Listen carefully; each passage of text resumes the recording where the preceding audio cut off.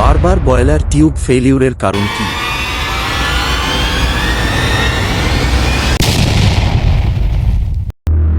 বারবার boiler tube failure সাধারণত খারাপ ওয়াটার ট্রিটমেন্ট, অতিরিক্ত তাপ, ক্ষয়, স্কেল জমা, থার্মাল স্ট্রেস বা ভুল পরিচালনার কারণে হয়।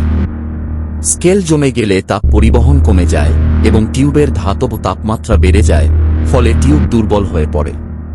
ক্ষয় টিউবের পৃষ্ঠ আক্রমণ করে এবং ধীরে ধীরে দেয়ালের পুরুত্ব কমিয়ে দেয়।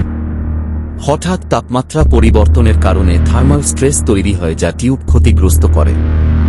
ইন্সপেক্টররা এই প্রশ্নের মাধ্যমে সমস্যা শনাক্ত ও রক্ষণাবেক্ষণ সম্পর্কে জ্ঞান যাচাই করেন। একজন দক্ষ অপারেটরকে বারবার টিউব পরিবর্তন না করে মূল কারণ খুঁজে বের করতে হবে। সঠিক ওয়াটার কেমিস্ট্রি, নিয়মিত পরিদর্শন ও প্রতিরোধমূলক রক্ষণাবেক্ষণ টিউব ফেলিউর কমাতে সাহায্য করে। Please like, share and comment the video.